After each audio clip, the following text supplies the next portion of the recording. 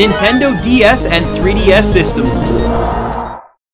What up, baby rhinos, and welcome back to another episode of The Rarest, where today we're completing our Game Boy sequilogy. Stan, is that even a word? Why not? And if there's one thing Nintendo learned from the original Game Boy family, it's that exclusive sell. Like, for a lot. So let's warp back to the year 2004 and take a look at the rarest and most exclusive DSs and 3DSs that Nintendo ever produced.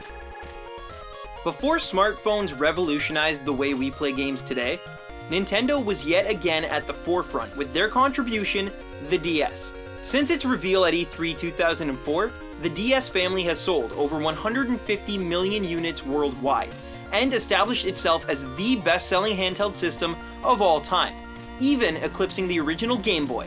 And that had friggin' Tetris. Tetris, people! Now, technically its successor, the 3DS and its family of systems, are considered separate from the original DS lineup. But for the purpose of today's video, we'll be bringing you rare iterations of both systems.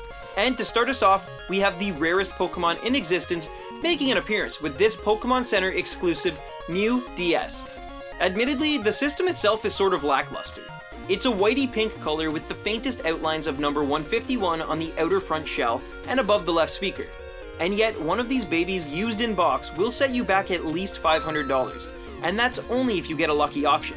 Sold in the famous Japanese Pokemon Centers in 2005, no one knows how many have been put into the wild, but if it's anything like its Pocket Monster equivalent, be prepared to probably go your whole life never catching this elusive creature.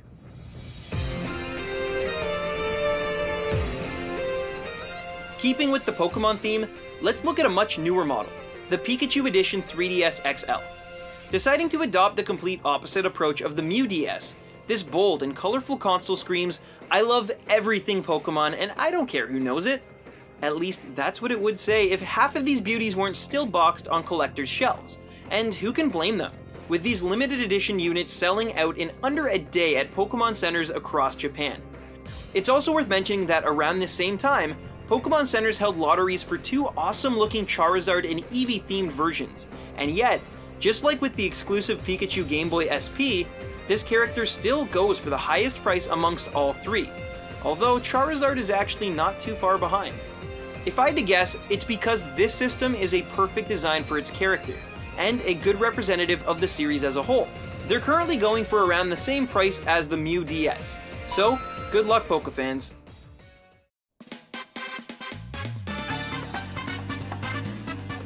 Sick of Pokepuns yet? Well, don't worry, because we still haven't even mentioned everyone's favorite red plumber. That's right, we're talking super rare Super Mario Bros. Back in 2011, the way better Japanese and European Club Nintendo websites held a contest for which those who purchased two specific games could enter. The prize? One of only 1,000 editions of 3 Super Mario Bros. Custom designed consoles. These designs included Mario, Princess Peach, and Toad. Wow, you'd think they'd go with Luigi over Toad, but alright, Nintendo. Anyways, these editions are far rarer than the other two we've covered so far in this video due to the quantity produced, and will run you anywhere from $600 to $900 depending on which design you go for. Personally, I feel like Princess Peach's looks the sharpest as it really represents the character, and just seems more original than the other two. That being said though, there's basically no way I'll ever see one of these babies in real life unless I do some traveling, so I guess it really doesn't matter.